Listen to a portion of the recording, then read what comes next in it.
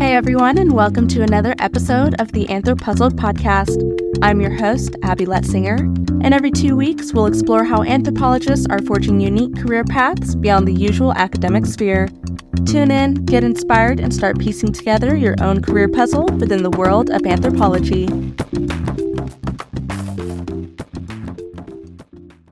On today's episode, we have Celia Orsini. She graduated from the University of La Sorbonne, Paris 1 with a PhD in archaeology. Celia is an archaeologist and writer who believes the past holds real answers to today's well-being challenges. She's the founder of Archaeology for Wellbeing, a consultancy that applies heritage and material culture to support mental health and team cohesion in modern workplaces.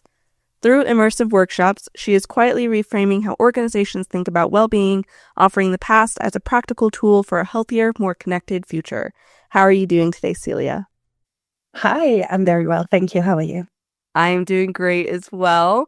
So what exactly is it that you do at Archaeology for Wellbeing, and how is it important in terms of archaeology and anthropology?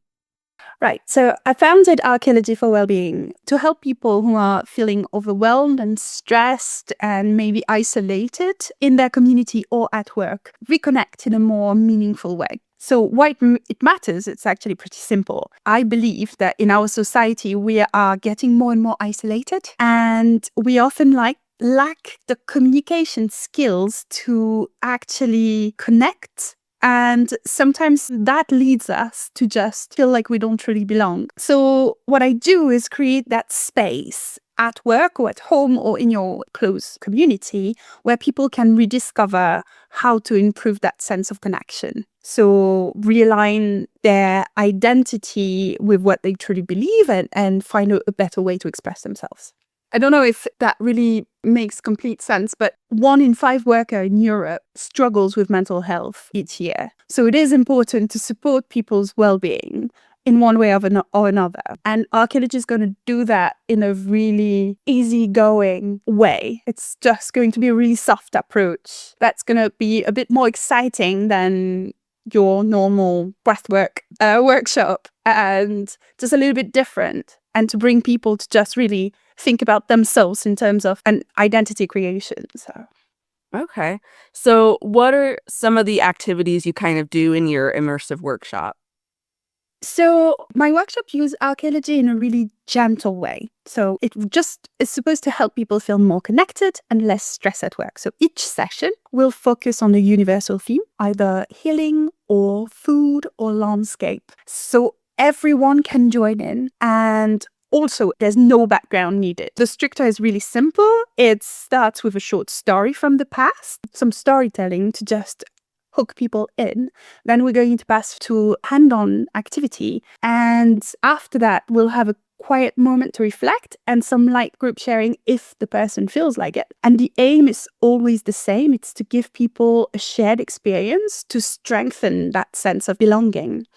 So how do I bring archaeology in it is really simple. So if you think in terms of landscape is a really good one to start with because we all have one. So archaeology for wellbeing is really rooted in history. It's a real human experience, right? So it's not quick fix. It's going to take some time, but it is accessible to everyone. And there's no fitness level, for example, needed, or it meets people where they are at. And it brings both sides of archaeology and well-being and my training in holistic health together, really. So the session remains rigorous, academically rigorous, but very human. If we start with the landscape, we all have places where we live and work, and they all hold a lot of quiet history. So I guide people to notice small heritage features. So it can be old paths, bridges, it can be forgotten boundaries or landmarks within their surroundings. If we can have a walk, that's great because it's very interactive, it's very lively, but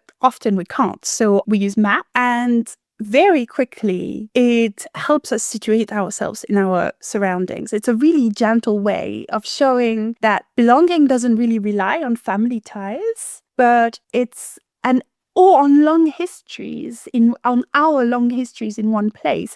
It's explaining to people how they can appropriate the landscape they live in and make it their own and live through the landscape in a much more closer way, in a more intimate way. In all the workshop, I also bring replicas and artifacts. Touching material can, like clay or stone or metal, it really opens up curiosity in people and it makes people feel more present. It's like mindfulness in a museum. And it creates this lovely sensory moments where stories start to flow a bit more naturally. In a cooking workshop, I'm going to bring spices as well. And we're going to dig into the origins of ingredients, everyday ingredients.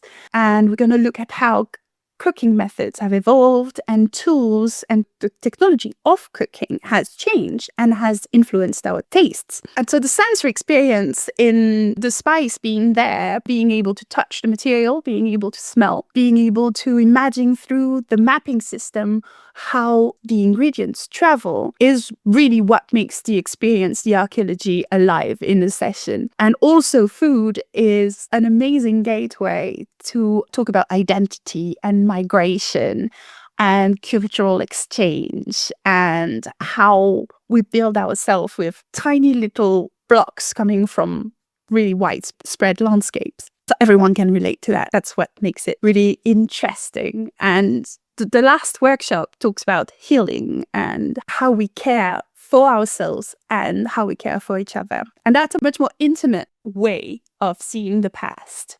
So we explore how past societies will understand how their body and understand the illness and the tools they will use to take care of themselves. And not because we want to copy those methods. That's really important to know. I'm not at all implying that you should think, hey, let's go medieval when you have a flu or conjunctivitis. That's just, no, let's not go there.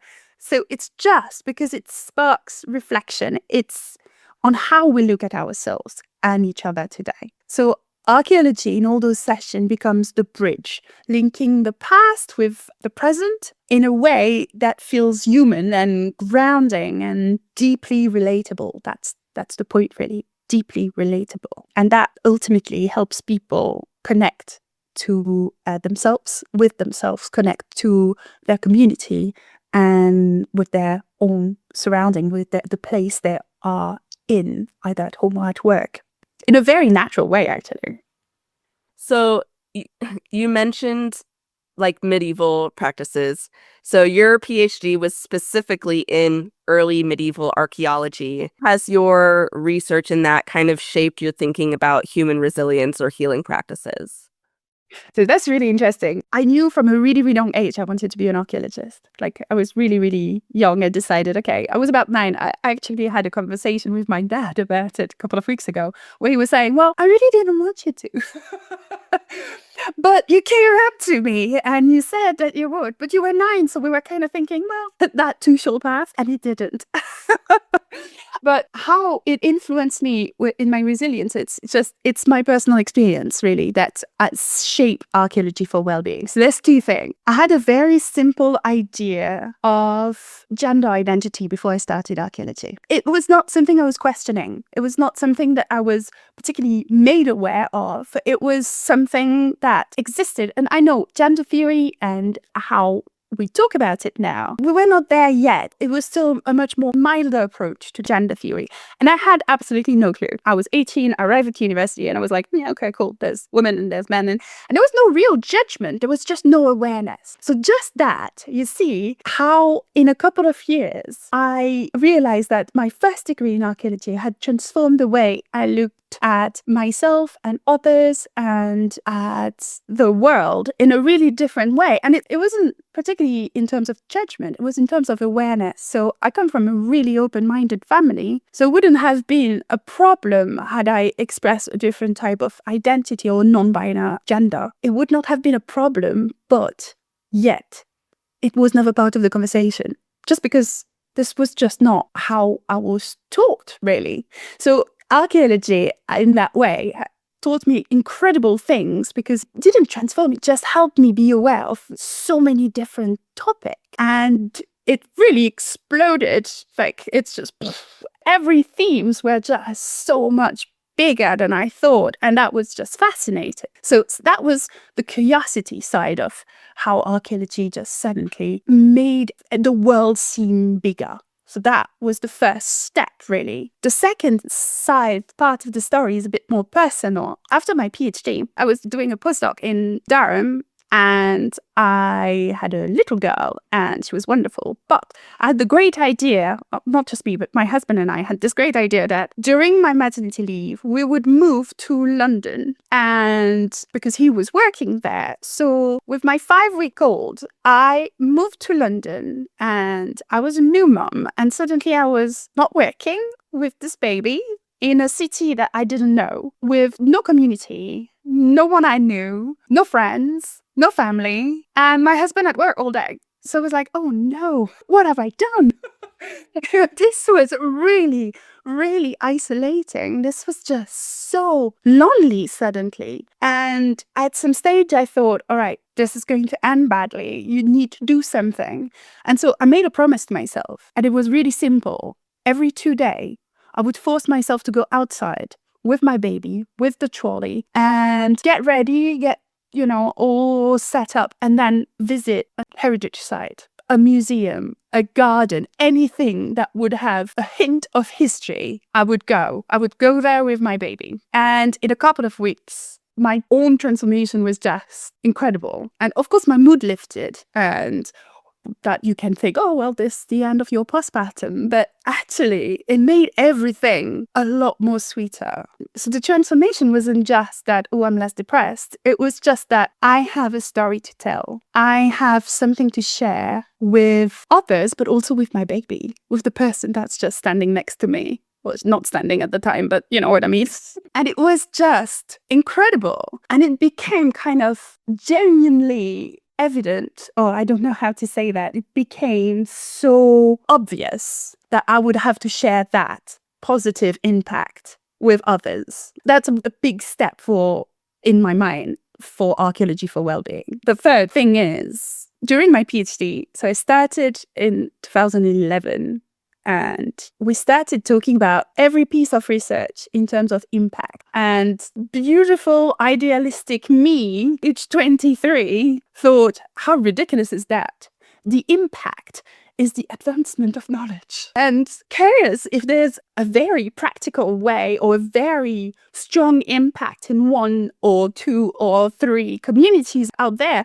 The point is not that. We're doing research for the goodness of research, for the good of knowledge. And actually, so that was me being very young, but with a bit of time, I realized actually, all right, money is not endless. And we do have to distribute it somehow. And if you can't explain to someone why what you do matters, they won't help you. And so that was just in my back pocket. Okay, I understand why impact is important now. I grew up. Yay, good for me. But once Archaeology for Wellbeing was born in my head, had taken a certain shape, even a very, very vague one, suddenly impact made much more sense. Me wanting to share this experience of having saved myself from loneliness, from isolation, using archaeology, me sharing that with people was the impact I had been looking for, and I didn't know I was when I was so young. So moving from one country to another, being in a brand new environment, I totally understand where you were coming from of like, I have no one here. I have no friends. I have no family, no community, nothing to really incentivize me to leave my home, because I studied abroad in Switzerland for 6 months during my undergrad. And I think that was the second time I've been out of the country. I think I was 20 at the time. But as a very introverted individual, it was very hard for me to make friends at the university that I was attending. My whole thing was go to class, go back to the host family I was staying with. And I didn't really interact with my host family very much, which looking back on it, I definitely should have. But being the introverted person I am, I either stayed in my room a lot or I was out going on walks and whatnot. But it was a struggle, like the struggle of being like, okay, I'm in a new country. I want to explore, but then having to leave my apartment room was very difficult. And then I just lay there in my bed and be like, wow, I'm so depressed. I should be outside more, but I also don't want to leave. And then I feel more depressed because I'm not exploring the country that I'm in. It can be really hard to make friends when you move to a new place. Yeah, it is. It is incredibly difficult. It seems to be more and more difficult the older you get. Yeah, I've experienced that right now because I moved from Florida to Colorado Springs like 8 months ago, and I have like one friend, but having to make new friends, I'm just like, how do you do that? Do you get on apps? Do you go to a bar? Or where do you meet these new people? And so I feel like that definitely gets harder the older you get.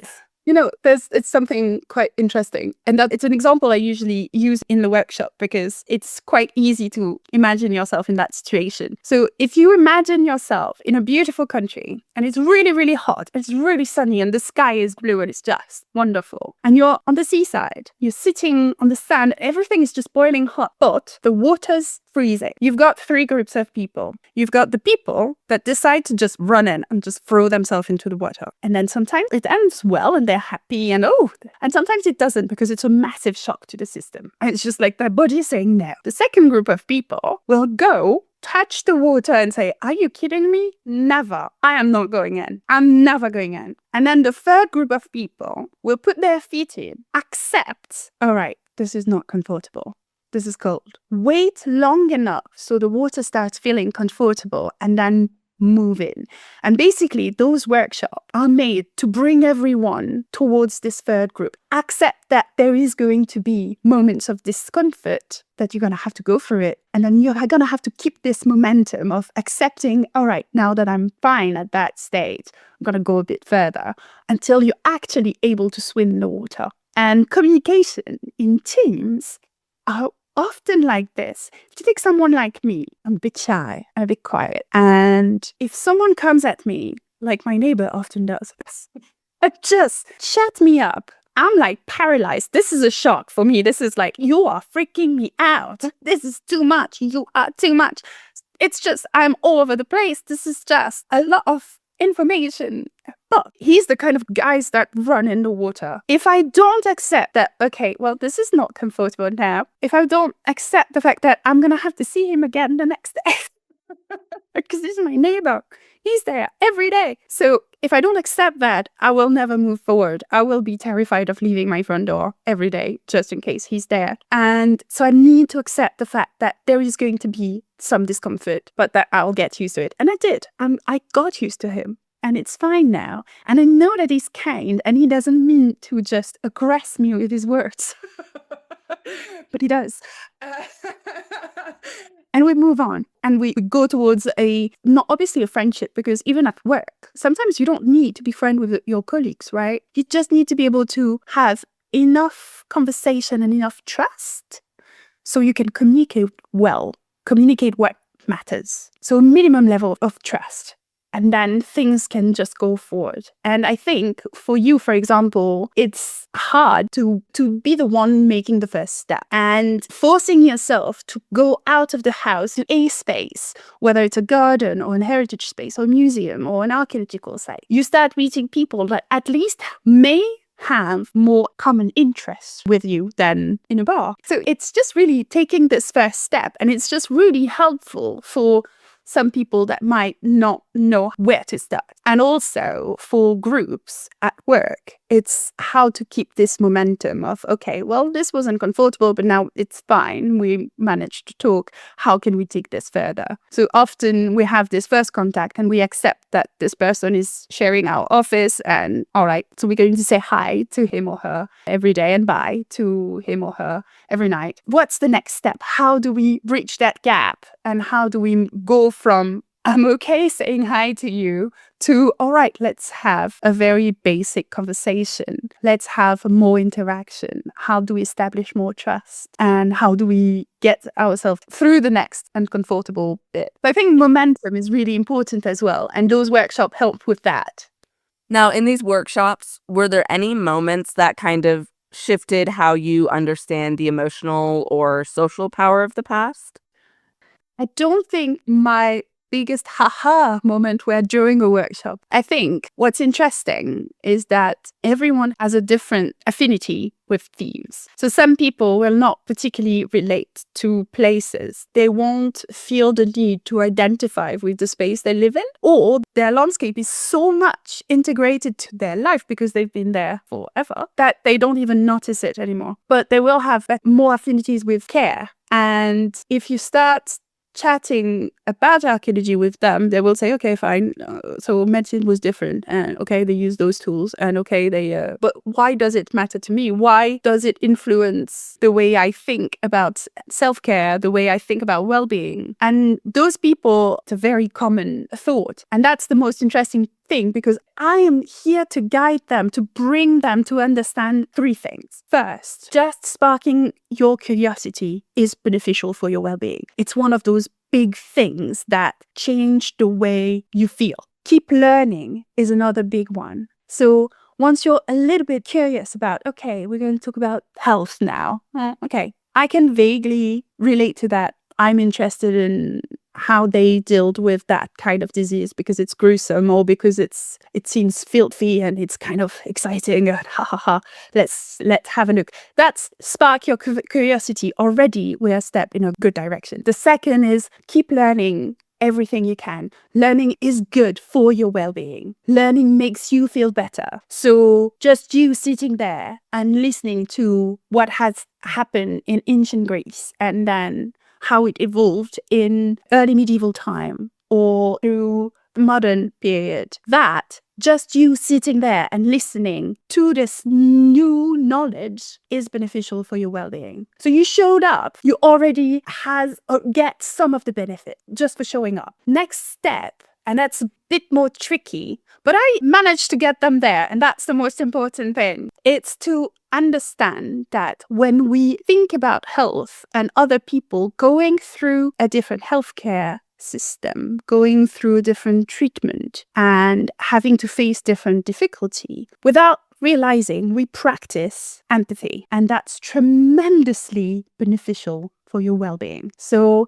it's this kind of compassion and gratitude kind of exercise. Have you ever heard someone saying, oh, you're not feeling great about yourself for some reason one day, and you hear someone say, oh, you should have a gratitude journal. Every day you write 5 things that you should feel thankful for or be grateful for. And I tried. And then I went to a friend who was a psychologist, and I told her, it starts great. I have lots of things to be grateful for. But after 5 days, I'm like, well, I'm thankful for this cup of coffee and for the possibility of having an ice cream tomorrow. And I'm like really struggling. What am I supposed to be grateful for? I said everything I was grateful for already. And she said something really interesting. She said, well, it's not about, oh, I'm really thankful for those Skittles. It's just being grateful to have done something that works for you and that follows your own values. That's great, but discovering your own values, it's a lot of work. I'd like to point out there that I'm not a psychologist. I'm an archaeologist. So if in a group someone is actually really suffering with their mental health, I cannot take care of them. I have to direct them towards a professional. So first, it's really important for the person in front of me. It's really important for me. I am in no way trained to take care of you. And we could harm each other if we thought that we could work through something traumatic together. This is not my job. Everyone has its own place, and this is not mine. I am there to bring you to the point where you think about this person that was wearing this awfully not stretchy, scratchy cotton, or linen, more likely, that was cold and sweaty, and bringing you to the point where, oh, I can also be thankful for living in the time period I'm living in. And not because they would have pulled my teeth without anesthesia, but just because of the cotton I'm wearing today. I'm feeling feverish, I'm feeling awful. And just the fact that I can put a sweater on and sit on a really comfortable sofa is a brilliant thing. So there's lots of tiny things you can bring into the conversation when you start thinking like that. And it's tremendously beneficial for your well-being. And yeah, there's some day where you're like, well, yeah, but my sofa suck, and no, my jumper is itchy, and because I'm wearing synthetic, it smells. Yeah, okay, fair enough. Those days, maybe archaeology can't help you. But in general, you come in those workshops and you've got those 3 things. You show up, and if I manage to spark your curiosity, you've already moved into the right direction. Second, if you learn something, again, second step in the right direction. The third is if you can think about someone else than yourself for 2 minutes and think, oh, you know what? I am lucky there. We've made tremendous progress. And it's not that difficult. I believe people are genuinely interested by archaeology. Even if it's to tell you, ooh, are you like Indiana Jones? It's fine because they're interested. And if they're interested, we're all winners. I'm doing my job and you're getting something positive in return. So, hey, brilliant. So do you feel that by going into archaeology/anthropology, it's kind of helped broaden your perspective on how you view the world and helped you broaden other people's perspectives on the world with it? Definitively. I was talking about gender theory, just that, the fact that there is so many things we're not aware of. And everyone grows up with different constraint, right? With different social constraint, with different religion, with different parents thinking differently about, I don't know, marriage or thinking differently about gender. And so when you reach these studies, it opens the world to you. It gives you choice to continue believing what you've been told up to here. And that's fine. There are still things I believe are very good that I've learned in childhood. My mum's view towards money and how you need to be in control of your expenses. This is something that sounds silly, but yeah, okay, well, I will try to teach it to my daughters. I might not succeed because they're crazy. But they're 6, so they're allowed. But there are some things I will keep, and there will some things that I will challenge. And studying anthropology, archaeology, allows you to question whether you want to change your mind about things or not. And that's extremely important. I feel like in this day and age, especially over here in the United States, people really struggle with being open-minded and understanding that there are people different from them and that being different is okay, because if you have everyone who's the same as you, it gets really boring very fast. It's interesting how with anthropology, because it's so focused on people, the people of the past, even trying to determine like what it is going to look like in the future. I think that everyone could benefit a little bit, even if they're only taking an anthropology class. Like they don't have to go get a degree in it to really understand the importance of anthropology. But I feel like with anthropology, I think we need to be in more fields, especially like things like politics, and because everything that we do affects people. I think it's really interesting what you're saying. And there's a book that came out recently. So I believe it's European academics, but there might be similar volumes that came out in the States. And I think it's the idea-led society and based on communities. The point is, in this book, we need to continue to teach ideas. We need to continue stretching ourselves so innovation can keep happening. So if we lock ourselves into one system, we stop being able to innovate. So in the States and everywhere in the world, we need to continue to challenge ourselves. And I think it comes back to this idea of accepting that sometimes it might be uncomfortable.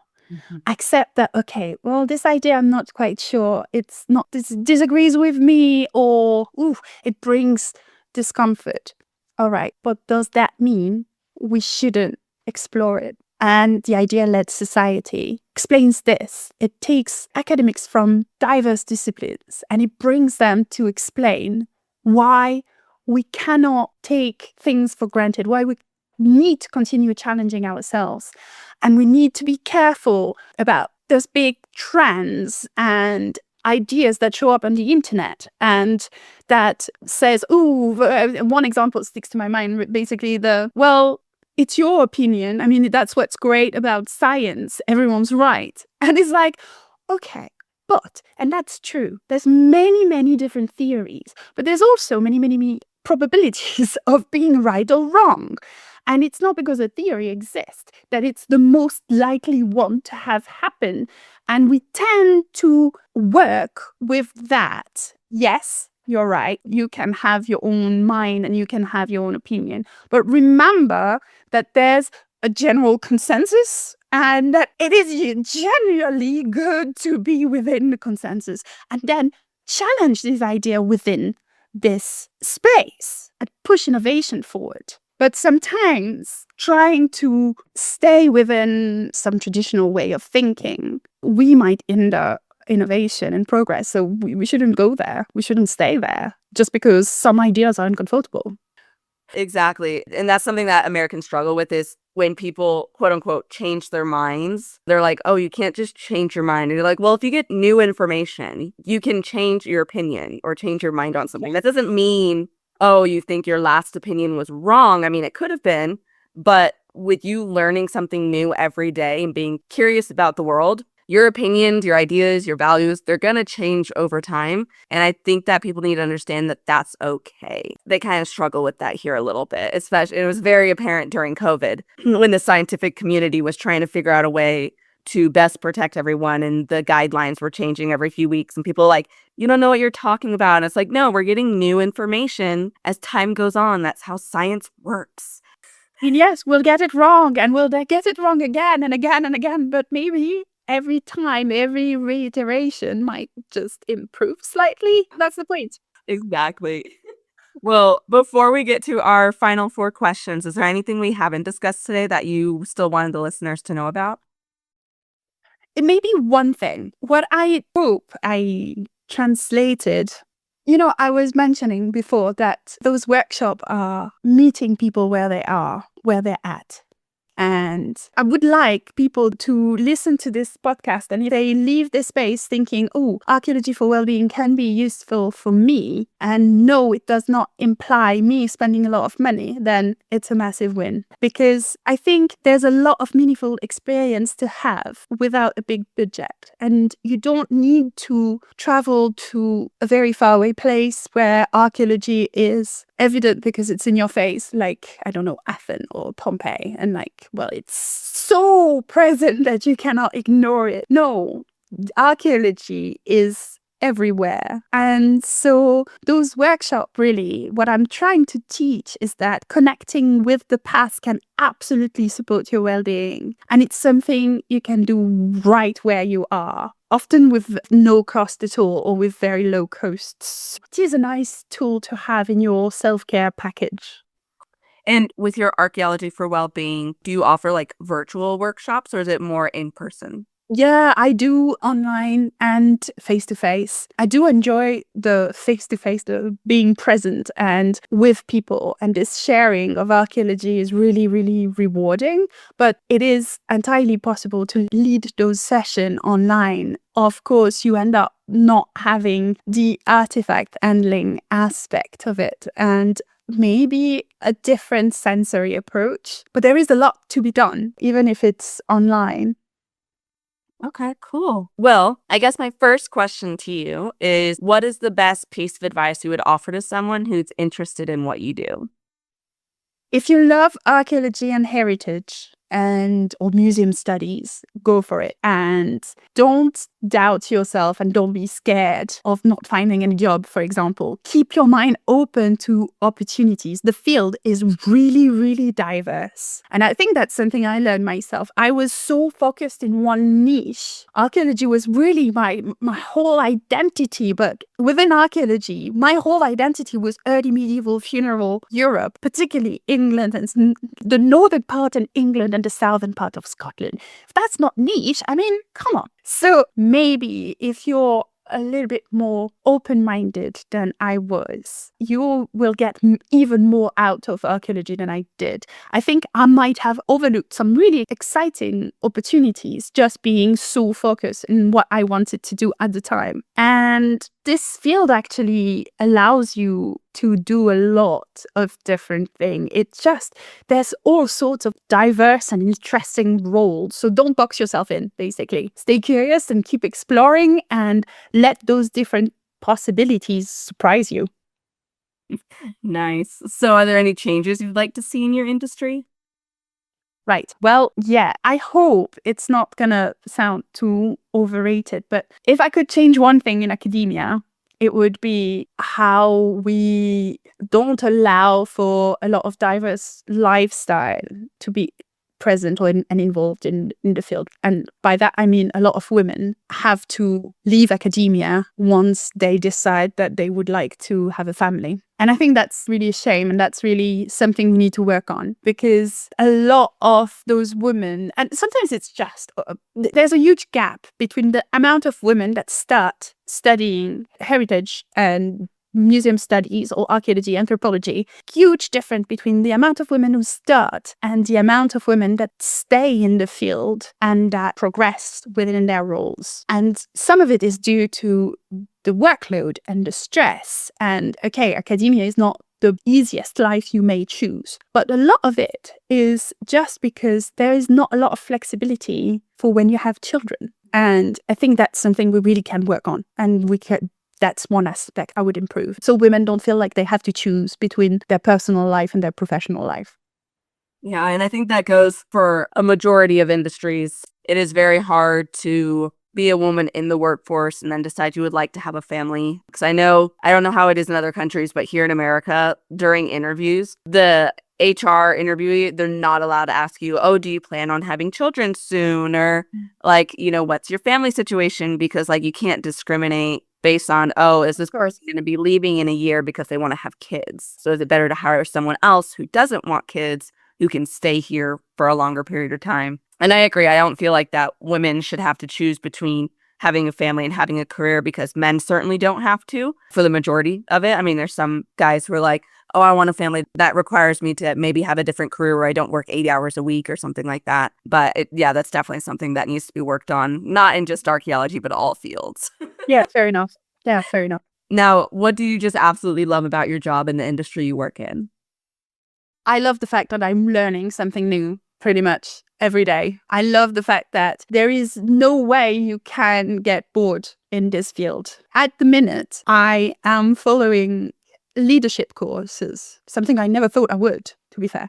I'm also following photography and video editing course, something also I never thought I would be doing. And if I think about my life in terms of courses I had to take because suddenly I needed an extra bit of skills or an extra bit of understanding, it's incredible. I did some photogrammetry maybe 6 years ago, and I got an extra set of skills. It's not that I'm using it every day nowadays, but I had to go through it at that stage, and it was really interesting. And having to learn about mental health in a more formal and academic way, that was extremely interesting. That was really exciting. So you can't get bored. And the second thing that I absolutely love about my work is that I can't be bored. My schedule, I have no routine. I don't have the time to just get into one routine that things are evolving and changing. So I'm often giving workshop, and I have a lot of meetings to attend, face-to-face or online, a lot of online meeting, unfortunately. But today I'm recording a podcast. That's not usually within my set of skills. And there's a lot of data work and a lot of Excel spreadsheets that needs to be handled. And so within my field, I got to learn so many different things, and I'm not even thinking in terms of transferable skills and things that could bring me more work or more money, or it's just in terms of curiosity and the amount of things that I can talk about, fondly or not. Because, for example, probabilities, not my thing. Math, no, I had to, so I did, but not particularly fond of it. Yet, you can't get bored when your life, your work, your everyday subject is changing as well every day. I started archaeology, and all the fuss was about, we were talking a lot about status. It was just status. And then within a couple of years, we started talking about gender theory. Gender. And now we're talking about climate and sustainability. That's within the last 15 years. That's 3 major trend, and it's just to name a few. So how can you not find one thing to be excited about when your field brings you so many different opportunities? Exactly. Yeah. That's what I love about archaeology and anthropology is there's just so many different things that you can do with it. Like you can study cultures, you can study languages, you can, excavate the pyramids or the terracotta army. You can excavate those, or you can do something like maritime archaeology and work with shipwrecks. And so there's just so many things that you can do with it that it still baffles me that like when you're in school, the only thing your professors talk about is go work in a museum or go into academia. Like they don't have any other kind of course that you can do. I mean, granted, they don't have experience with any other course because they are professors. That is what they do. But I think that, as time goes on, a lot more students are going to realize, and hopefully a lot of parents, because when you tell your parents, hey, I'm getting an anthropology or archaeology degree, they're kind of like, Oh, really? oh, why? Yeah. So hopefully, because that's how my parents were. So, like, hopefully, as time goes on, that will be the conversation, and we'll be like, "Oh my gosh, what are you going to do in it? Like, which field are you going to go into?" And have a little bit more excitement in having that conversation rather than but you're going to be poor. And it's like, Yes. Are you sure? I'll never eat meat again. yeah, At that conversation. Did you realize you will only eat potatoes and pasta for the rest of your life? Vegetables, any kind of protein is going to be too expensive for you. my parents were like, so you're basically going to be on the same level of artists and musicians. So I'm like, Thanks. my final question for you is where can listeners learn more about you and what you do?